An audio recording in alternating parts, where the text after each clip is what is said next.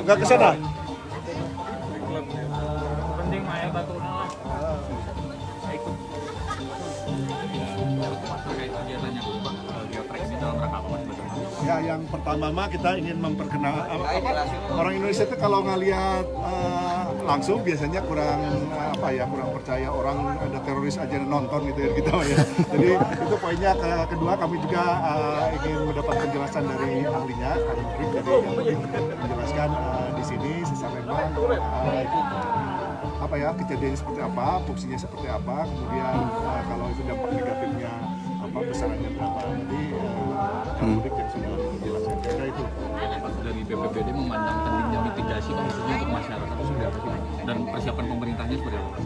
Banget, malah itu jadi prioritas pertama. Kemarin Pak Wali itu minta kami awalnya pas kejadian erupsi Gunung Tangkuban Perahu, tapi setelah kita ngobrol dengan PMBG itu bahwa itu untuk Kota Bandung relatif kecil sekali dampaknya, jadi udah fokuskan ke sesar Lembang sama pergerakan tanah. Nah kemarin juga kami sampaikan untuk pergerakan tanah kemungkinannya itu belum semasif yang akan kami lakukan untuk mitigasi sesar Lembang. Jadi kami lebih fokus dulu ke sesar Lembang gitu. Pak, kalau dampak sesar Lembang di Kota Bandung khususnya Pak, ada titik-titik pemetaannya seperti apa? Kan ada tadi udah disampaikan oleh Kang Mudik ya, nanti penjelasan teknisnya Kang Mudik, bahwa Kota Bandung itu dari hasil simulasi atau hasil pemodelan itu tingkat kerusakannya MMI-nya itu di 8 gitu. Jadi seluruh Kota Bandung karena tingkat kepadatan penduduknya itu sangat padat. Jadi kita mungkin memberlakukan ke seluruh penduduk Kota Bandung ya, karena apa dengan dampaknya dengan intensitas kerusakannya yang relatif tinggi ke seluruh Kota Bandung. Kesiapannya Pak sudah sejauh mana? Mitigasinya apa aja? sama 9 titik Pak ya, 9 titik evakuasi. Yang membahagiakan sekarang kesadaran masyarakat untuk melakukan peningkatan kapasitas diri bagi evaluasi mandiri itu meningkat gitu. Kami hanya untuk minggu depan Senin sampai Jumat itu udah penuh. Jadi sehari 2 kali karena karyawannya cuma 14 sama saya, itu pun de facto ya, di euronya hanya 1 orang yang BPDT. Jadi itu udah penuh sehari 2 kali kami mendatangi tempat karena permintaan untuk ini sisi yang membahagiakannya. Sekarang teman-teman relawan itu juga akan bergerak. Jadi mudah-mudahan edukasi ini bisa masif di seluruh Kota Bandung. Udah ada pemetaan titik yang paling terdampak, terus kemarin juga katanya udah menyiapkan titik evakuasi juga, Pak, di Kota Bandung. Itu berdasarkan regulasi ya, jadi kami mungkin ingin lebih taktis lagi. Jadi nanti di luar itu membumikannya, artinya paham semua yang termasuk kewilayahan dan lain sebagainya. Nanti strukturnya kita bangun, kemudian kita coba membumikan, artinya semua perangkat menjadi ngeh gitu. Ini tugas saya di mana dan untuk apa, itu akan kami susun sesegera mungkin. Nah, ini Pak Menteri teknis. Sesar Lembang Pak, ini kan rentetannya dari bulan Juni kemarin. Nah sebenarnya kondisinya seperti apa sih Pak sampai sekarang Pak? Oke, kondisinya ya jelas kita tahu semua dan kita merasakan adanya gempa-gempa kecil yang ada di sebelah kilometer 6 sekitar Ngamprah di Sesar Lembang. Jadi itu ada gempa-gempa kecil, dan terus terang kita sampai saat ini sebagai saintis kita belum bisa memastikan apakah ini akan disusul oleh gempa besar atau dia gempa kecil kemudian diam seperti itu. Itu dua hal yang bisa terjadi semuanya. Tetapi kita sebagai manusia kita berupaya untuk kalau terjadi skenario yang paling buruk maka kita harus siap siaga. Menurut saya itu sesuatu yang positif sekali yang sudah dilakukan oleh kawan-kawan dari pemerintah daerah untuk mempersiapkan diri, meningkatkan kapasitas dari kita, dan kita tahu bersama bahwa kita hidup berdampingan dengan sumber gempa bumi dan kita harus bagaimana kita bisa survive dan aman dengan ancaman yang ada. Tapi kalau melihat dari siklusnya Pak, sebenarnya masuk siklus ke pasar energi Sudah. apa sih Pak sebetulnya? Sudah, jadi kalau dari penelitian yang kami lakukan kita tahu bahwa dia itu siklusnya antara 170 sampai 670 tahun. Ringnya masih kasar semacam itu. Dan dari event gempa bumi yang terakhir yang berdasarkan rekaman sedimentasi yang geologi yang kita lakukan itu pada abad ke-15. Jadi sudah 560 tahun hingga saat ini. Jadi 560 itu dalam range ulang tahun gempa buminya itu antara 170 sampai 670 tahun. Jadi bisa terjadi sekarang atau bisa terjadi 100 tahun yang akan datang. Kita tidak tahu pastinya kapan akan terjadi. Hanya di segmen Cimeta aja Pak, atau 3 segmen dari sesar Lembang ini bergerak semua Pak sebetulnya? Segmen sections ya, beda persepsi. Segmen itu sebenarnya satu segmen yang dia bisa menghasilkan satu event gempa bumi. Section itu bentuk-bentuknya, jadi dia bentuknya ada belok sini, ada lurus, ada macam-macam. Jadi kalau di sini hemat saya itu dengan skenario terburuk, sesar Lembang itu adalah dia merupakan satu segmen. Jadi dia menghasilkan gempa bumi. Kalau kita hitung panjangnya 29 km itu capable atau mampu menghasilkan gempa bumi magnitudo 6,5 sampai magnitudo 7. Kalau dampak terburuk, Dampak tertentunya magnitudo 7. kalau wilayah terdampak pasti Oke, jadi kawan-kawan BMKG luar biasa, mereka membuat suatu skenario. Jadi kalau terjadi gempa itu apa yang terjadi dari guncangan. Jadi kalau di hitungan mereka jelas MMI 8 itu sekitar wilayah Bandung Raya ini semuanya terdampak. Jadi itu sesuatu yang harus kita waspadai, dan semua ini kita harus bersiap siaga, mempersiapkan diri dan meningkatkan kapasitas kalau terjadi gempa. Apa yang kita harus lakukan ketika kita di sekolah, ketika kita di kamar mandi, di rumah, apa yang kita harus lakukan untuk mengamankan diri kita sendiri dan keluarga dan masyarakat. Pak, sejauh ini penelitian terhadap sesar Lembang ada yang baru nggak Pak? Ada yang baru, ada beberapa yang baru. Dua yang menurut saya yang luar biasa. Satu itu dari dia miring ke selatan atau miring ke utara semacam itu, terus kemudian dia juga memodelkan kalau terjadi goncangan dia tuh arahnya semacam apa gitu. Jadi kalau dia sebagai normal fault, ternyata bagian yang terdampak besar itu dia adalah di sisi sebelah barat timurnya dari sesar Lembang, dan itu wilayahnya luas. Kalau dibandingkan dengan dia sebagai sesar naik, sisi selatan lebih banyaknya yang terdampak itu sisi utara dan selatannya, tetapi itu klaster wilayahnya yang terdampak kerasnya itu lebih kecil. Tapi ini scientific sekali ya ini ya. Ini berhubungan dengan batuan dasar, bagaimana dia pola pergerakan. Kalau berdasarkan BMKG kan maksudnya foreshock ya Pak, ini ada selanjutnya. Nah itu menjelaskan itu gimana Pak? Belum, kawan-kawan BMKG sama, saya setuju dengan kawan-kawan BMKG dari sampai sekarang pun mereka khawatir ini sebagai foreshock.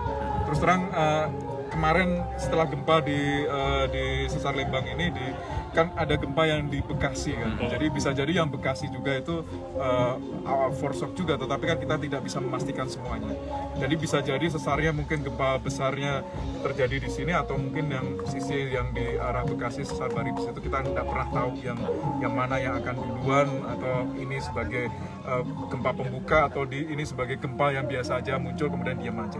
Itu dua hal itu di alam terjadi semuanya, tapi kita harus waspada. Itu menurut saya yang paling bijaksana untuk situasi ini. Pak, kalau penyebab ada peningkatan terus sampai terjadi beberapa kali gempa, itu penyebab pastinya pasti Penyebab pastinya ini tektonik ya, itu hal yang wajar terjadi di bumi karena bergerak, kemudian ada bagian-bagian bumi yang couplingnya itu udah besar sehingga dia harus mulai lepaskan energi. Itu hal yang wajar untuk tektonik, karena tektonik ini prosesnya nggak cuma ada di Indonesia tapi di seluruh muka bumi semuanya terjadi, dan semuanya bergerak. Di Jepang juga bergerak, di kemarin di Kamchatka itu kan yang di Rusia itu kan juga bagian dari tektonik itu juga, jadi sama semuanya. Pak, update terkait alat pendeteksi getaran gempa di sesar Lembang itu udah ada berapa Pak sih Pak sekarang? Oke, itu saya nggak bisa jawab, itu kan BMKG. Tapi yang saya tahu mungkin bisa hubungin BMKG Kota Bandung gitu. Kalau yang BRIN sendiri ada nggak, punya nggak Pak? BRIN sendiri setahu saya tidak begitu banyak, tapi yang lebih masif kawan-kawan BMKG ya, saya tahu. Mereka deploy khusus seismograf juga yang bisa menangkap getaran-getaran yang kecil khusus untuk itu. Pak, kalau dari BRIN melihat fenomena gempa yang terjadi hari itu seperti apa Pak? Gempa yang beberapa di Cimahi, Cisarua, Bekasi itu, gitu, Pak. BRIN itu melihatnya seperti apa Pak? Ya itu tadi, kita bekerja di sumber sesar aktifnya, di geologinya kita sudah bisa memetakan dengan baik jalur-jalur sesar aktifnya itu. Di sana kan kita sebut sebagai Java Back Atlas kan, sesar Baribis itu. Nah, Itu jelas secara aktif.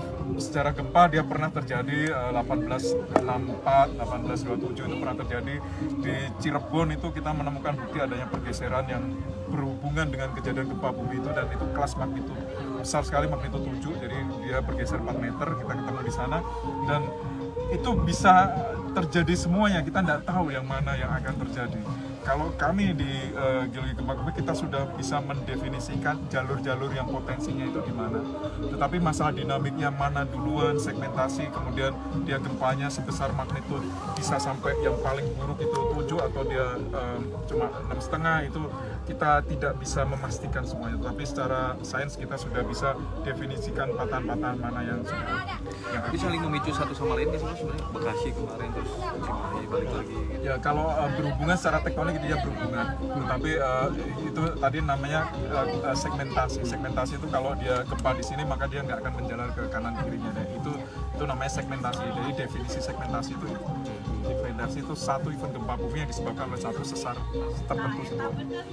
Pak, sedikit mengulas. Ini kan ada 2 sesar lagi Pak, si Kiratan sebenarnya yang daripada kesamaan jadi titik waspada.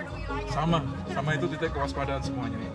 Kalau di Jawa Barat ini di Jawa lah secara keseluruhan, hemat kita itu seluruh wilayahnya itu harus bisa siap siaga semua. Jadi kalau secara goncangan dia harus bisa menerima beban gempa minimum adalah 6,5, itu backgroundnya itu, jadi semua wilayah itu harus bangunan tahan gempa yang mampu menahan 6,5 itu jelas. Kawan-kawan PUPR dia banyak sekali publikasi tentang bagaimana membangun bangunan tahan gempa, itu sesuatu regulasi yang harus dipatuhi. Pak, sedikit mengulas tentang titik Gunung Batu ini seperti apa, Pak? Oh ya, jadi Gunung Batu ini kebetulan adalah bagian dari sesar Lembang itu, dan ini naik ke atas. Jadi ini dulunya itu adalah satu level yang sama, kemudian dia terangkat secara tektonik, dan ini kalau kita studi itu sudah bergeser sampai sekitar 120 dan 450 meter. Yang paling jelas, yang paling mudah itu adalah 120 meter. Jadi dia bergerak sedikit demi sedikit hingga pada posisi yang bergeser sekitar 120 meter itu.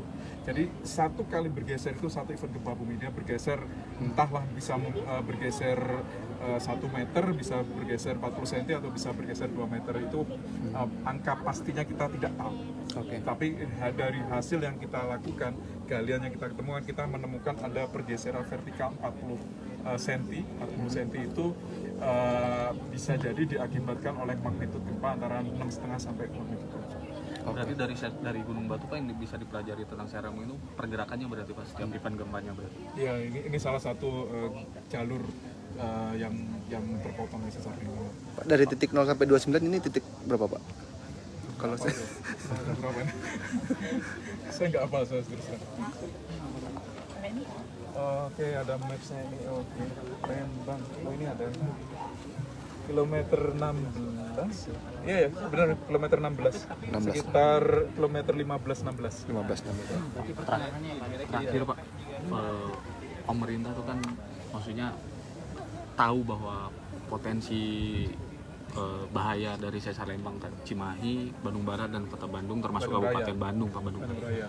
Sebenarnya sejauh ini Pak melihat kesiapan dari pemerintah Pak, mulai dari mitigasi fiskal dan lain-lainnya, apa sih Pak yang harus ditekankan perspektif dari sudut pandang peneliti terkait potensi sesar Lembang ini gitu, Pak, untuk pemerintah Pak?